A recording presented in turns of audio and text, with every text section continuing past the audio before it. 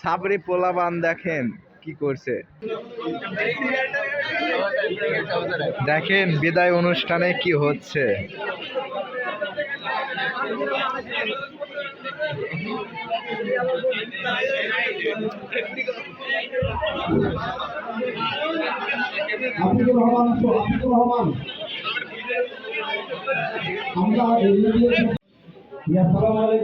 ওয়ালাইকুম আসসালাম।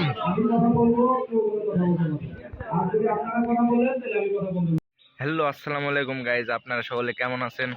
আশা করি ভালো আছেন আল্লাহর রহমতে। আমি অনেক অনেক ভালো আছি। তো গাইজ, আমাদের মাদ্রাসায় আজকে বিদায় অনুষ্ঠান আমাদের। তো যাওয়ার কথা ছিল 10টার দিকে, এখন প্রায় আপনার 9টা 58 বাজে। তো এখন আমরা টুকটুক করে মোটর সাইকেলটা নিয়ে রওনা দিব। চলেন, মাদ্রাসায় গিয়ে দেখা হবে। তো মাদ্রাসার মধ্যে চলে এসেছি, দেখতে পাচ্ছেন মাদ্রাসার ওই কোলে অ্যাসেম্বলি চলছে, আর আমরা এখানে দাঁড়িয়ে দাঁড়িয়ে আড্ডা মারছি, কারণ আমরা তো এখন আর মাদ্রাসার স্টুডেন্ট না, আমাদেরকে আজকে বিদায় করে দিবে। দোস্ত, তোমার অনুভূতি কিরকম এখানে জানাও আমাদের। জানাও জানাও জানাও জানাও অনুভূতি।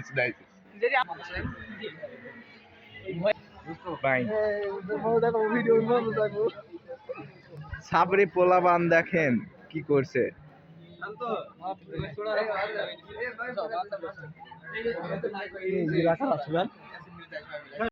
বৃষ্টি বৃষ্টি ভাব, তার জন্য গাছের তরে বাইকটা রেখে চলে আসলাম। এখন আমরা হল রুমে যাব। হল রুম হচ্ছে 3 তলায়।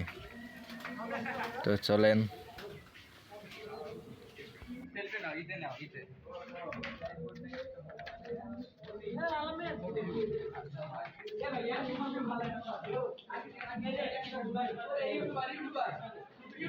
দেখতে পাচ্ছেন যে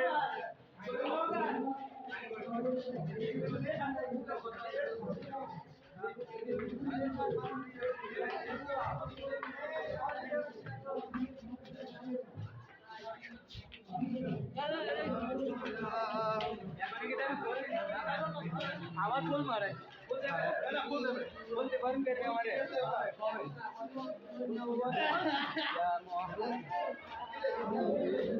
সব জায়গায় মেয়েরাই সুবিধা বেশি পায় ছেলেদের চেয়ে। হুজুররা আগে কি করলো দেখেন। আগে ছেলেদের হল রুমে না ঢুকিয়ে মেয়েদেরকে হল রুমে ঢুকিয়ে নিল, তারপরে ছেলেদের পালা। তাতে কোনো সমস্যা নাই, কারণ ওদের বেশি দেরিও হয়নি ঢুকতে। তো এখন আমরা ঢুকবো, দেখা যাক আমাদের ছেলেমেয়েদের।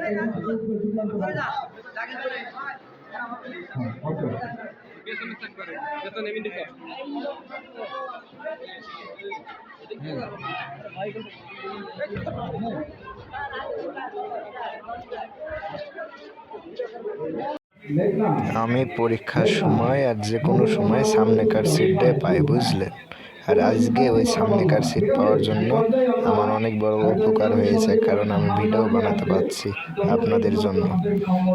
এই ভিডিওটা স্মৃতি হয়ে থেকে যাবে, তার জন্য এই ভিডিওটা বানানো, বুঝলেন।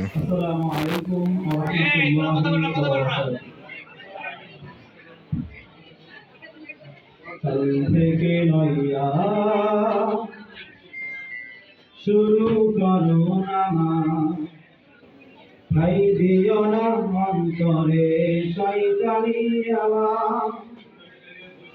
কাল থেকে নইয়া শুরু করো নামাজ, ভাই দিও না অন্তরে শয়তানি আওয়াজ।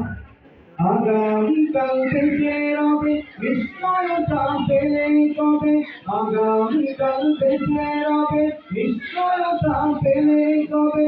শুনিও না কানে তবু আসেনি আওয়াজ। কাল থেকে নইয়া শুরু করো নামাজ, ছাই দিও না অন্তরে শয়তানি আওয়াজ। সালাত ছাড়া হয় না ঈমান, ফাঁকা পরিভুক্ত। সারা পরকালে আমল নামা শূন্য, সালাত ছাড়া হয় না ঈমান পাকা পরিপূর্ণ, সালাত ছাড়া পরকালে আমল নামা শূন্য, পাবে তুমি। আমাদের বিদায় অনুষ্ঠানে এসে এই সকল সরকারি কর্মকর্তারা তারা আমাদেরকে সতর্ক করছে আমরা যেন মাদক থেকে দূরে থাকি, সেই বিষয় নিয়ে আরও উৎসাহ দিচ্ছেন। এই জিনিসটা অনেকই ভালো হয়েছে, অনেক ছেলেপিলেরই জানা থাকে না এই বিষয়গুলো।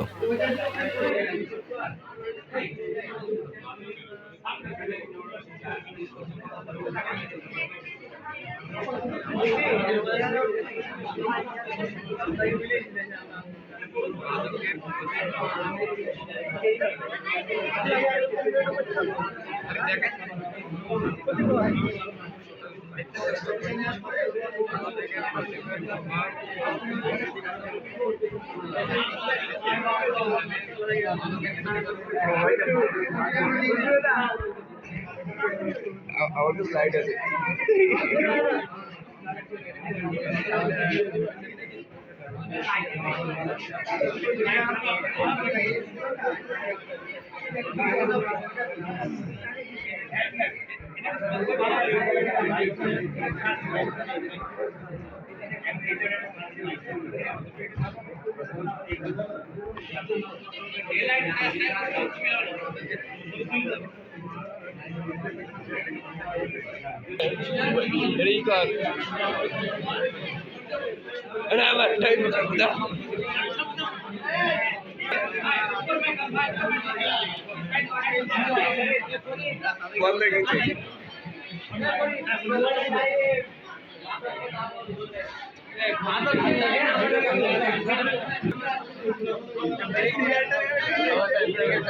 দেখেন বিদায় অনুষ্ঠানে কি হচ্ছে।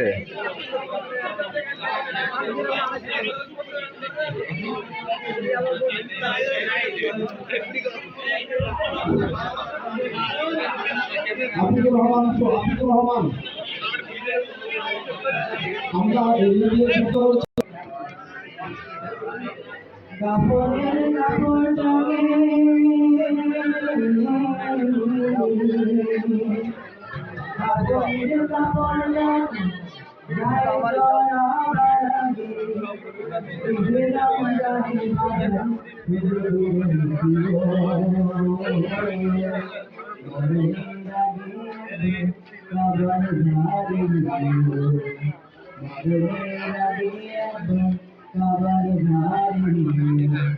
কাপড়ের কাপড় টাকে গায়ে জড়া বাড়াবে, কাপড়ের কাপড় টাকে গায়ে জড়া বাড়াবে, দিলাম গায়ে বাঁধে।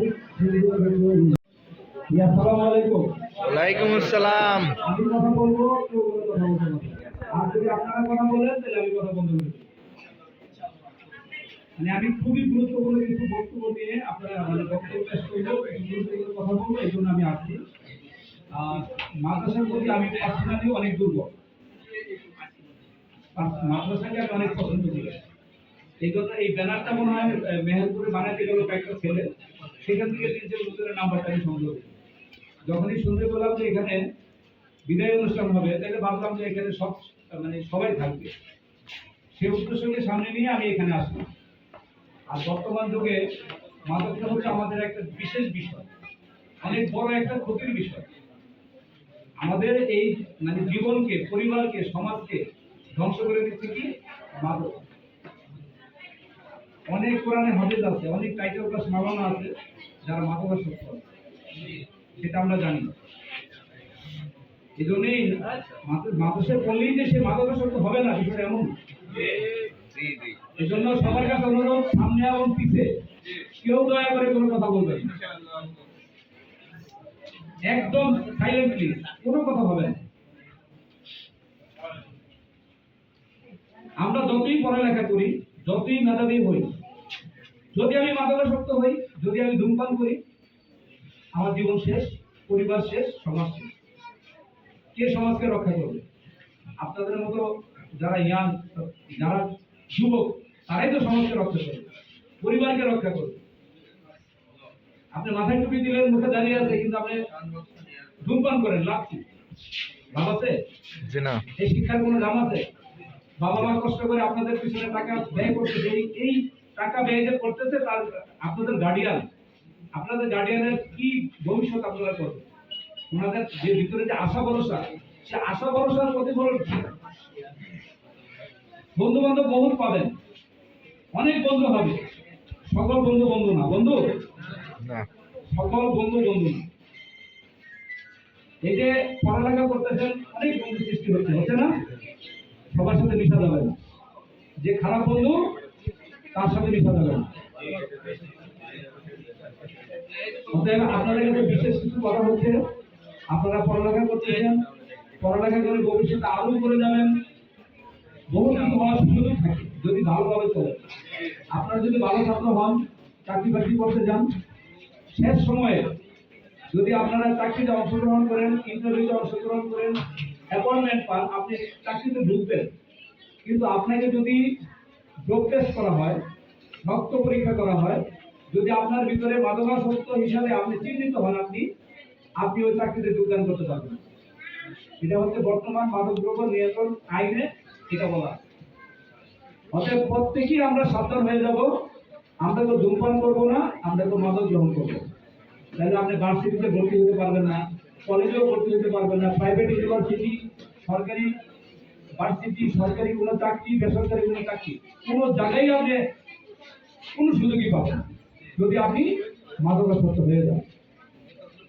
আর যেহেতু মেহেরপুর জেলাটি একটি সীমান্তবর্তী জেলা, এখানে মাদকের একটা প্রবেশ থাকেই, যারা মাদক কারবারি তারা এই কাজ করবে, কিন্তু আমরা যারা সচেতন মানুষ, আমাদের সতর্ক থাকতে হবে, আমাদের পরিবারকে সতর্ক রাখতে হবে, আমাদের ভাই বোনকে সতর্ক রাখতে হবে। যারা মেয়ে আছেন, আপনাদের প্রতি বিশেষ অনুরোধ রইল, যদি আপনাদের বাসায় বাবা ভাই কেউ ধূমপান করে, আপনারা পারবেন তাদেরকে পরিবর্তন করুন। কিভাবে? আপনারা যদি বলেন যে বাবা আমি ভাত খাবো না, তুমি ধূমপান ছেড়ে দেয়, আশা করি মেয়েদের প্রতি বাবার অনেক অনেক দুর্বল, অনেক দুর্বল। আমারও তো মেয়ে আছে, আমি জানি। যদি মেয়েরা বলে যে ভাই তুমি ধূমপান ছেড়ে দাও, আমি কিন্তু ভাত খাবো না, সম্ভব? তাহলে আমরা প্রতিটা মানুষই যদি নিজ থেকে সচেতন হই, তাহলে আমাদের পরিবারকে পরিবর্তন করা সম্ভব। কেউ কথা বলবেন না কি?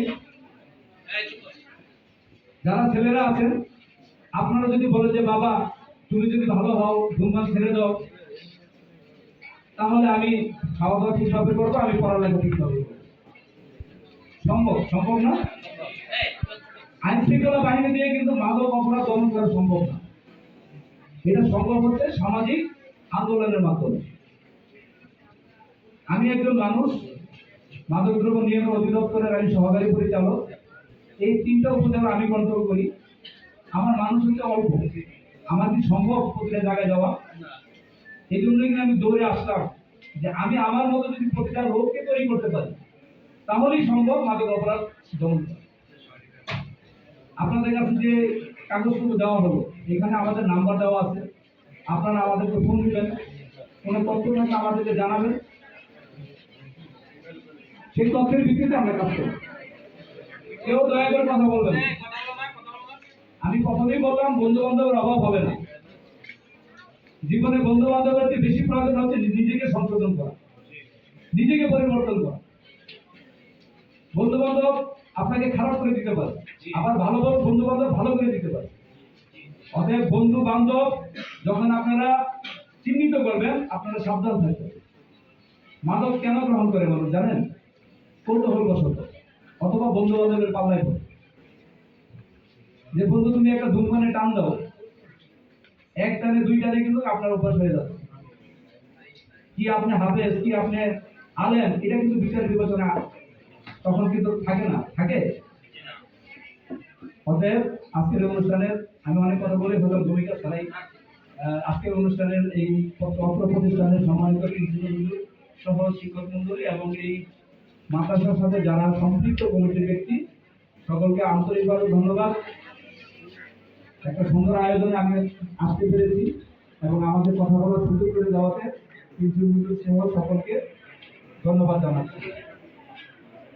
এই হচ্ছে বিশেষ কথা। আর আপনাদের উদ্দেশ্যে আপনাদের সামনে যে লিফলেট গুলি দেওয়া আছে, আপনাদেরকে 10 মিনিট অথবা 20 মিনিট নিচে হুজুর বলবে, সময় দেওয়া হবে।